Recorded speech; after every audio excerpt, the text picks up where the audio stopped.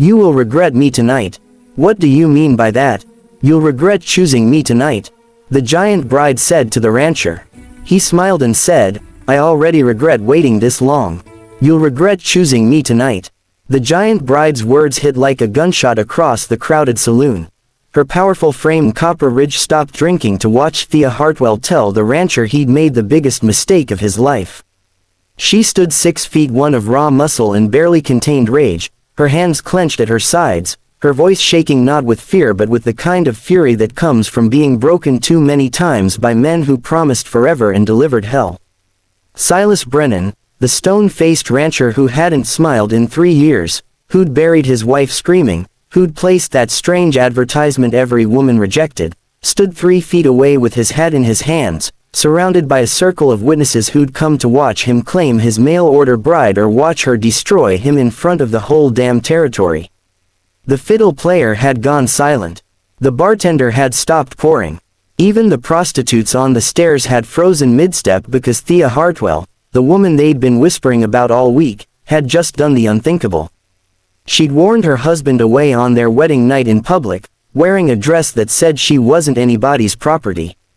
Standing tall when every woman in 1883 was supposed to bow her head and obey. You'll regret choosing me tonight, she said again, louder this time, making sure every soul in that saloon heard her, making sure there were witnesses when this rancher realized what he'd bought, making sure he couldn't later claim he didn't know, couldn't say she'd tricked him, couldn't drag her through what her first husband had done, the public examination, the doctor's declaration, the legal documents that called her defective, barren, worthless, less than a woman. Her first husband had divorced her in front of a judge and filed papers with the county clerk so everyone would know why.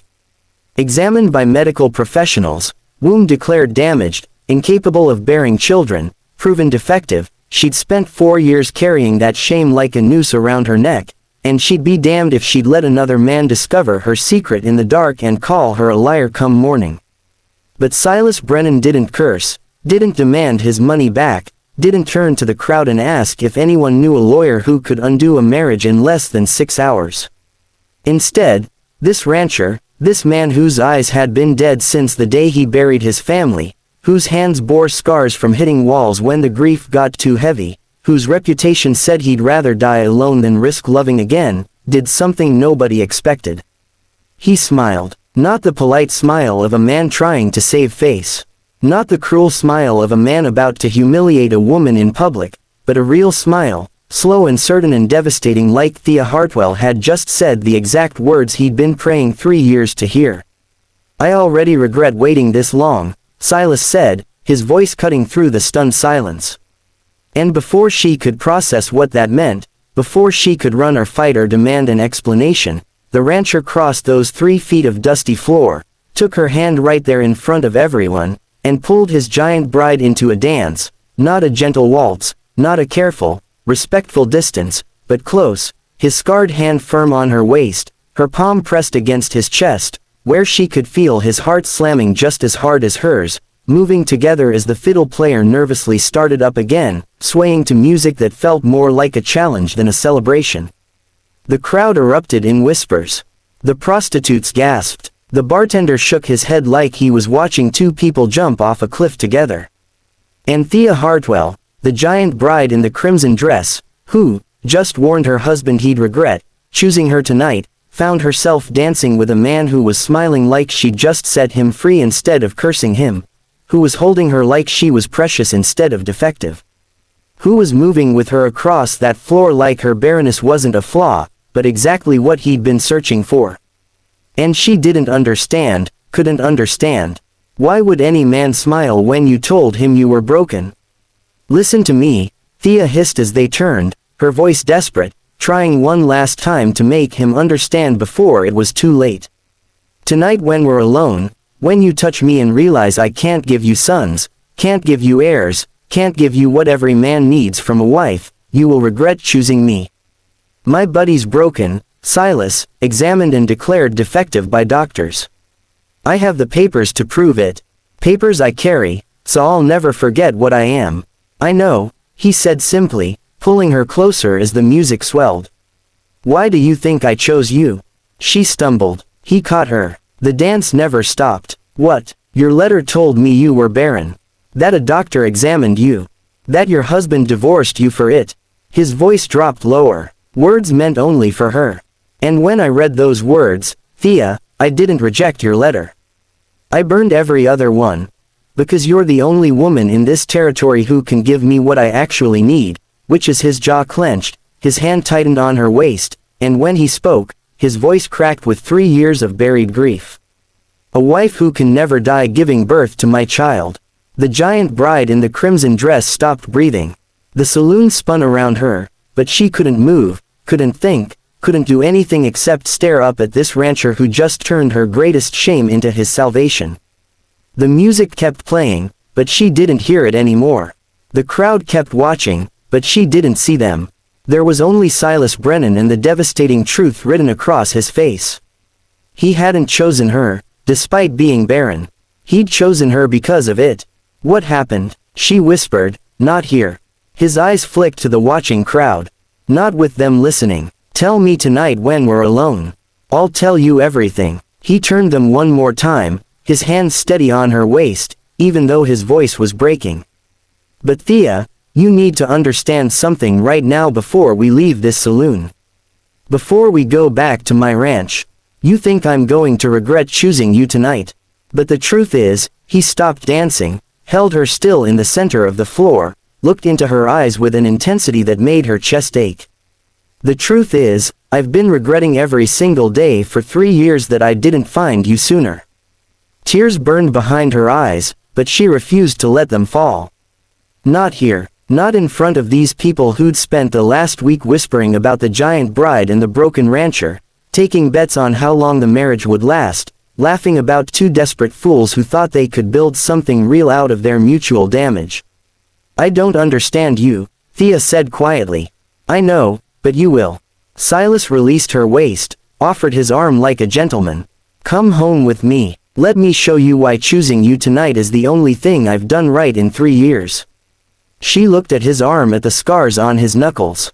At the wedding ring he'd put on her finger 6 hours ago in a ceremony so quick she'd barely had time to say the words.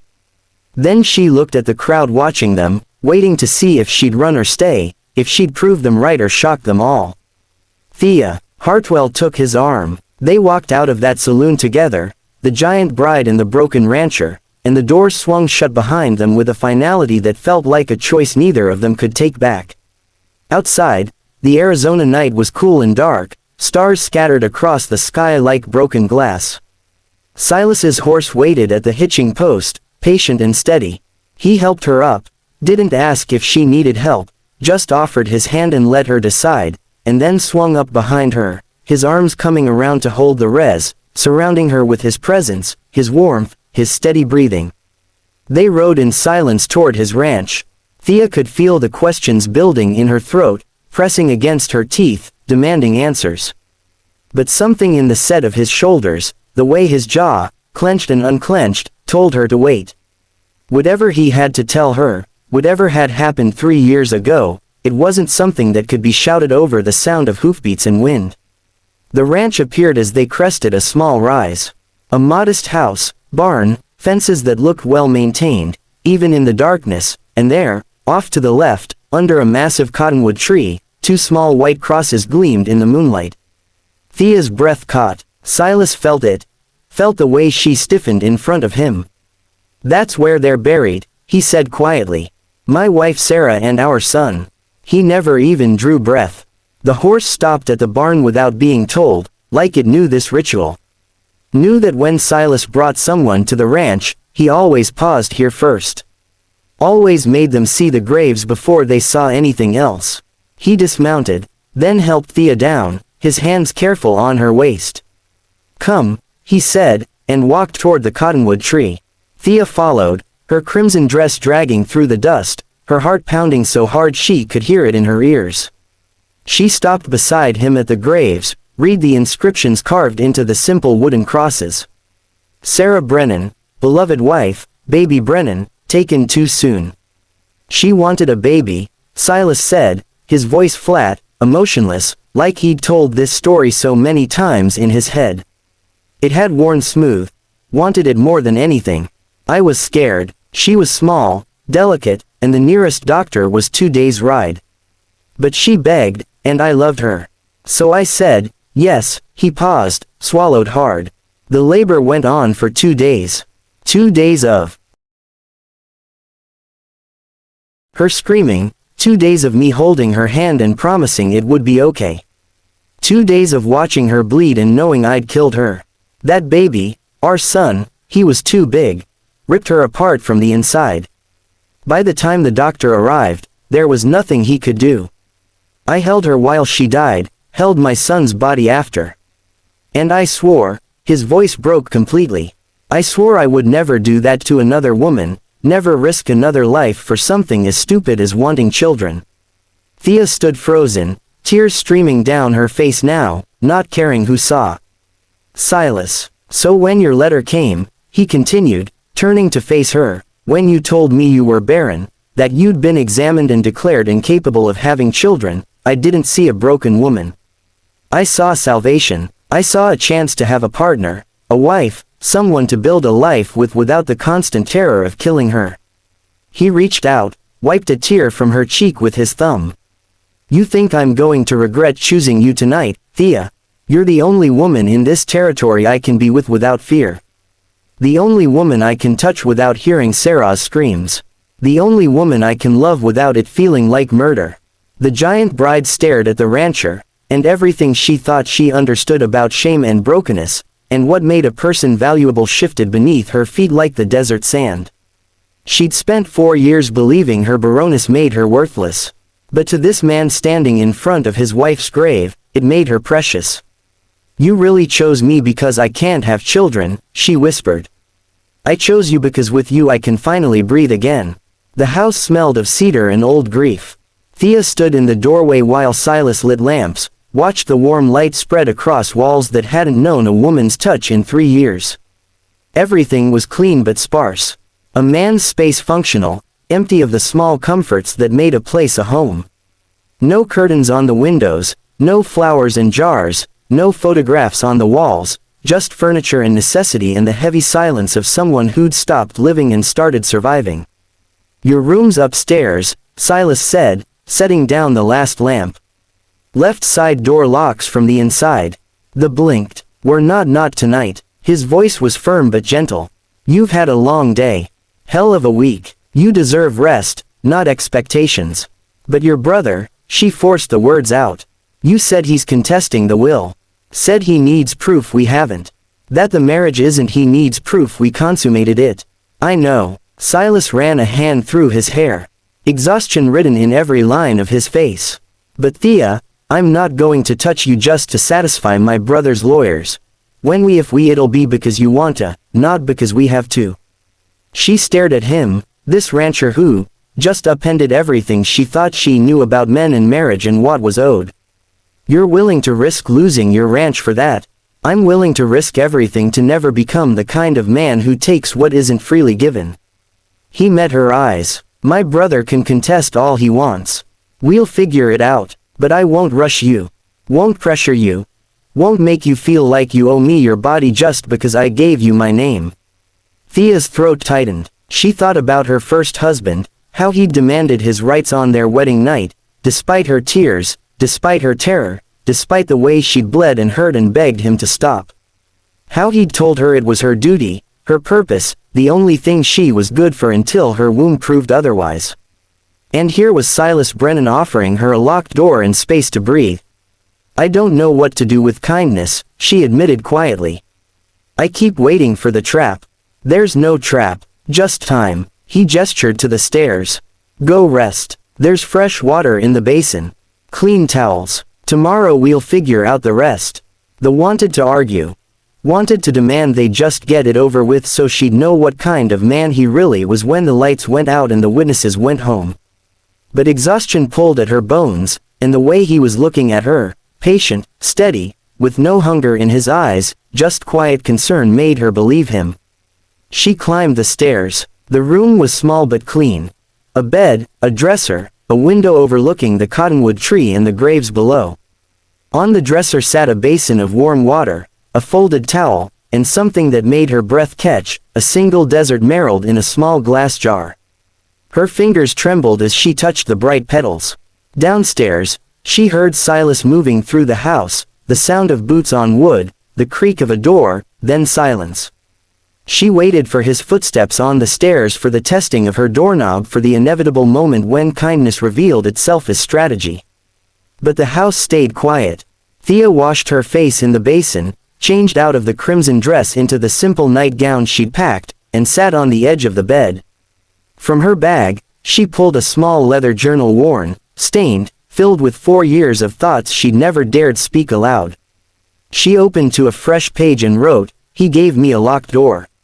He gave me space. He told me about his wife's grave before he touched me. I don't understand mercy anymore. I've forgotten what it tastes like. But tonight it tastes like desert marigolds and a man who chose Baroness over fear." Outside, the wind picked up, rattling the window. Somewhere in the distance a coyote called. Thea lay down, pulled the quilt up to her chin, and waited for sleep that wouldn't come. Her mind kept circling back to the saloon, to the moment Silas had smiled, to the way he'd said, "I already regret waiting this long," like he'd been searching for her his whole life. To the graves under the cottonwood tree, and the way his voice had broken when he talked about Sarah's screams. She'd spent 4 years believing her Baroness was a curse. But what if it wasn't? What if it was just a fact, like being tall or strong or having green eyes? What if the curse was actually what her first husband and the doctors and the whole damn town had done, turning a medical condition into a moral failing, making her body everyone else's business, declaring her defective when she was just different? A soft sound from downstairs pulled her from her thoughts. She sat up, listening. There it was again, a muffled thud, like something hitting a wall. Thea got up, eased her door open, crept to the top of the stairs. The sound came again, harder this time. She descended slowly, bare feet silent on the wooden steps. The house was dark except for a sliver of light under a closed door. Silas's room, she guessed. She pressed her ear against the wood and heard it clearly now. The sound of fists hitting walls. The sound of a man trying to punch his way through grief. "Sarah." His voice was raw, broken, barely recognizable. "God, Sarah, I'm sorry. I'm so sorry." Another thud. Another. Thea's hand was on the doorknob before she could think better of it, pushing it open without knocking, without asking permission, because she recognized that sound. She'd made it herself in the months after the divorce, after the examination, after the town turned her into a spectacle. That was the sound of someone who couldn't carry the weight anymore. Silas stood with his back to the door, shirtless, his knuckles bloody, a crack in the wall where he'd been hitting it. His shoulders shook with sobs he was trying to muffle, failing, breaking apart in a room he thought was private. "Silas," he spun, eyes wild, tear stray. And for a moment he looked terrified, not of her, but of being seen like this, vulnerable, destroyed, less than the strong, steady rancher everyone expected him to be. "Don't." His voice cracked. "Thea, just go back upstairs, please. No, I don't want you to see me like this." "Why?" "Because strong men don't cry. Because grief is supposed to be quiet and convenient." She stepped closer. "Silas, I've spent 4 years pretending I'm fine. Pretending my divorce didn't break me. Pretending the examination didn't make me want to die. I know what it looks like to fall apart, and I'm not leaving you alone in it." He turned away, pressed his bleeding hands against the cracked wall, his whole body trembling. "You don't understand. Today, marrying you, it should feel like moving on, like choosing life again. But all I can think about is that I buried Sarah 3 years ago and now I'm bringing another woman into this house, into this bed. And what if he couldn't finish? What if I die too?" Thea finished quietly. He nodded, unable to speak. She crossed the room, stood behind him, close enough to feel the heat coming off his skin, close enough to see the scars on his back. Old ones faded from a childhood she knew nothing about. "Silas, I can't die in childbirth. Remember, that's why you chose me. I know, but my mind, it won't let go. It keeps showing me Sarah's face, her blood. The way she looked at me at the end, like she was sorry for dying, like it was her fault I'd killed her. You didn't kill her. I got her pregnant. She wanted that baby. You said so yourself, and she died for it. Because I was too weak to say no. Too selfish to protect her from her own desires. He slammed his fist into the wall one more time, softer now, more defeated than angry. How do I do this, Thea? How do I let myself want you when wanting Sarah killed her? Thea reached out, touched his shoulder. He flinched, but didn't pull away. You let yourself want me by remembering that I'm not Sarah, that my body can't betray me the way hers did. That the thing you're most afraid of can't happen with me. He turned to face her, and the look in his eyes was so raw it hurt to hold his gaze. What if I can't? What if I touch you and all I see is blood? Then we stop. We go slow. We figure it out together. She took his damaged hands in hers, examined the split knuckles, the bruises forming. Where's your medical kit, Thea?